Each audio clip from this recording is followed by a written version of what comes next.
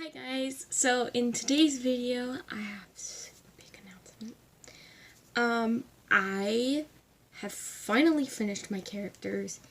It has been so long. Unfortunately I lost my original ideas on my laptop. So I had to kind of like think of something else, and I didn't even realize that I had the inspiration literally sitting on my dresser. So I am going to be sharing with you my characters. They are painted, they are finished, they have a glossy finish on it. They're still a little wet because I literally just painted them yesterday. So yeah, let me scooch in for once so y'all can get a better look at them. I kind of have you guys closed in because they're kind of small. So yeah, let me just pick them up. Drum roll, please. I can't do a really good drum roll. I can't do a really good drum roll. It's not a good idea. So here they are. Yay! I'm so excited. Yeah, by the way, if you're wondering what's on my face, either the tutorial will already be out or it will be coming out.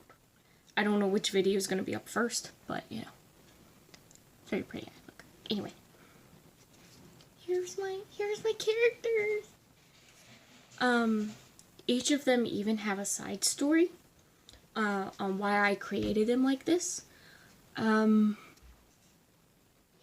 so excited. I mean, it took a while for them. I had them done. I just never had them painted or anything, and now I have them painted, and I'm so excited. Okay. Oh, which one do I start with? I don't know which one to start with. I'm so excited. They're like little monsters, but they each have their own specific backstory pertaining to why they look the way they do.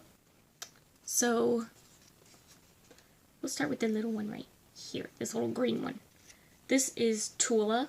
Yes, she has a good story. So as you can see, she is mint green, or like a mint light green, and she has her tongue sticking out, and she's crying and screaming, angry, like an angry baby, which is basically what she is. So her backstory on how I came up with this character is actually really funny. I went back and played my old video games, and in the first Luigi's Mansion, there's a baby. I forgot the name of the baby, but it kind of doesn't look exactly like this, but it inspired me to have a character like this. And it wasn't a spoiled baby. She's not a spoiled baby. The reason why she looks like this, at least in this position now, and if I ever go and give you my sketchbook tour, I do have other styles of drawing her, but just in this specific character. This is Tula.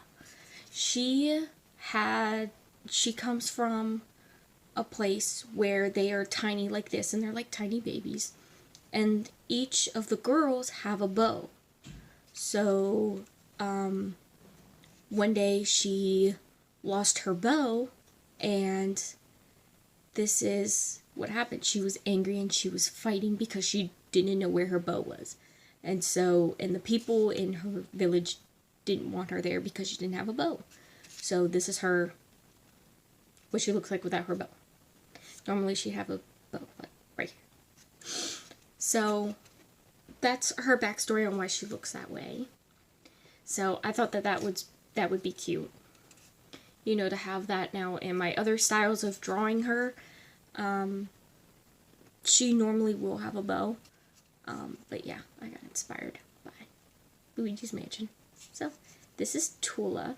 I may do like specific storylines of my characters, just more in depth and everything, but we gotta wait on that because that's a lot. I have a wild imagination. Okay, so next character is this blue one right here. He's a little sticky. He does have eyes. He's blue, and then he's got dark blue, and then in the center it's black. So he does have eye holes that he sees out of. But this is Uki. Uki is kind of like a slime monster. I kind of was just sculpting him randomly, and he has like this witch's nose. And has like this weird underbite. Is it underbite? Yeah. Is that what it's called? The underbite? Look. Ooh. So how I came up with Uki is I kind of just took a random ball of clay and was kind of like making the nose. And so the way his nose came out is, as you can see, it's crooked. And it's kind of funky looking. So how I did that is, or how his storyline goes, is that where he is from, they always had long, straight noses. And one day he was out playing and he ran into a tree and his nose got crooked. Pretty simple. And he kind of smashed up his face, like, just, ah! And so his nose is crooked and his upper lip went in, so he has this weird underbite. So that's how he came up with his appearance, and that's kind of his storyline. His storyline is more like, all of their storylines are all kind of like based on a theme. So like, well, I'll get to that later. So this one right here, this orange one that's cool looking with the little mohawk looking thing, this is Frankie. So hi, Frankie. He has no eyes. In his storyline is that he was born with a birth defect. He has no eyes, and the only thing he can do is talk, or use his mouth, or scream. You know, yeah. So in his storyline, it's a little bit more sad. Basically, he's not being heard, or people just kind of like overlook him, literally, because he has no eyes. And so he uses his mouth to try to communicate and just scream until someone hears him. And the reason why he has this little mohawk here is because when he had the birth defect, basically where the eyes would be right in here. Basically the way he developed is he developed this mohawk. So he's kind of like a rebel, kind of, and he's proven people wrong, and he's just overcome so many challenges without being able to see. And so, yeah, I thought that was a good storyline. It's very specific. I have to do videos on very specific lines. And so, this one here, this one right here, who's adorable, his name is Charms, with a Z at the end. So it's like Charms, and then instead of a S, it's a Z. So Charms, as you can tell, is a little wizard monster. Cool. Magic dude. So for him, he was basically kind of like the the underdog for learning magic in his village. And so one day people bullied him, and they put this magic potion inside of him, where he just had so much magic within him, he started throwing it up. So he's literally vomiting magic out. And he used that to his advantage, where he took the magic that he would basically vomit out and use it for good things. These aren't typically bad monsters, they're just misunderstood monsters. So he used the magic for good, basically, even though he's throwing it up everywhere. I'm still getting into details with the storylines. This is kind of like an overview of the storylines, because the in-depth storylines are going to take so long. So, yeah, he used his magic for good. And then this one here, this king, or Broken King, because his crown in the back is all broken up and everything. And he has no mouth. This is Pete. Pete is a former king who was cursed because he had so much pride. Or he's very prideful of his accomplishments. And one day he got too cocky and he met a witch.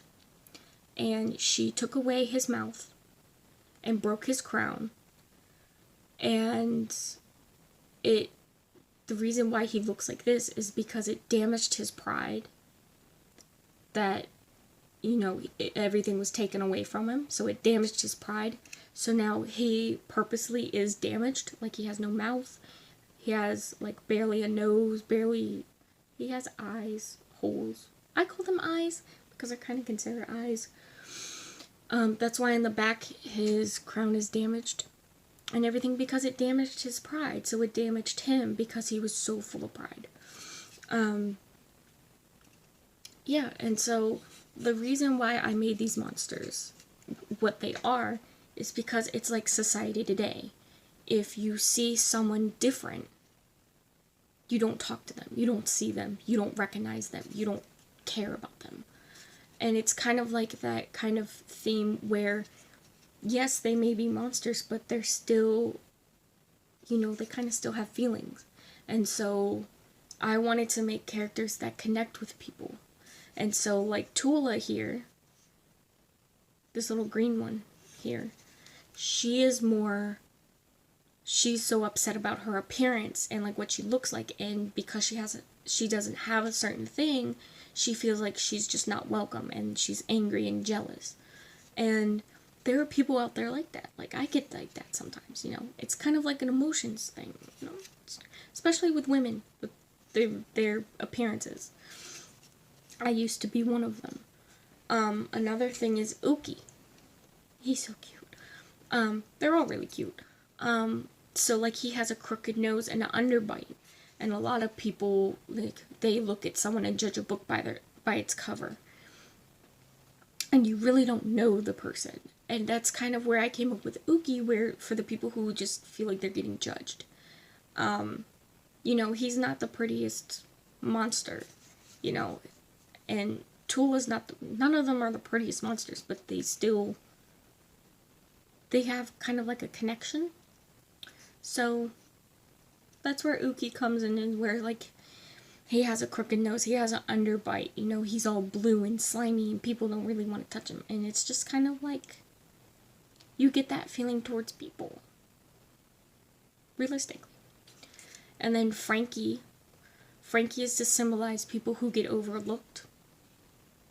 Like, they have a voice, but even though they yell so much, they're mostly never heard. So that's why he has a big mouth. Like, he's screaming, and he has no eyes, but people just overlook him. Literally. So that's where his storyline is in. And then Charms here is to represent taking something bad and making it into a good thing. So when all those bullies bullied him with the magic potions and made him throw up all this magic, he used that magic and he used it for good and did good things. So I wanted positivity in each of these.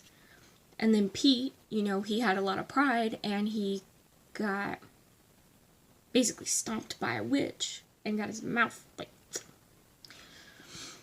basically what that symbolizes is that a lot of people get cocky and they don't learn a level of respect.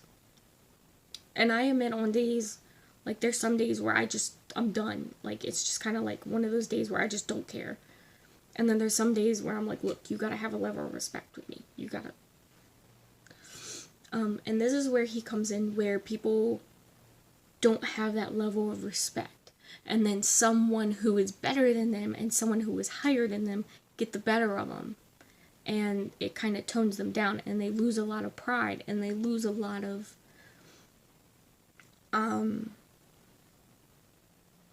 it just damages their pride because they thought they were like the top dog, and they're not the top dog. and so it kind of like is like a damage. And so all of the monsters together are to show that there are imperfect things in the world, but that doesn't always make them bad. Like, people always think monsters are always bad, and that's not always the case. There's Monsters Inc. Monsters Inc. Were they bad? No, not all of them. But this is like the beginning of my character journey. I definitely want to make more characters and to have basically like a little monster family. Monster makeup family. I don't know. I was gonna try to come up with like a fancy name, but Monster Makeup Family is just how it is. You know, all of them are imperfect in some kind of way, but all of them are unique in their own way, and it's just like, you know, they don't care about what society says, they don't care what anybody else says, they just do their own thing. And that's what does it. But I definitely want to make more characters, and I really, really enjoy, you know, my characters. And I'm very proud that I did this, and I'm very proud with the storylines. I will be having more in-depth storylines of each character. And so, yeah. Yeah. So that's it. Basically, we'll put them down so I don't break them. So, yeah, that's it. Those are my characters. I mean, I don't know when their storylines will be out or how I will do it. I don't know. We'll see. Alright, so I hope you guys like my characters. I hope you guys like the concept with it. I just really hope you guys like it because I did work really hard on it. And so, yeah, if you like this video, and if you like the new Monster Makeup family, just give it a thumbs up, and if you want to subscribe, you may. If you don't, it's okay. Yeah. So, I will see you guys next time.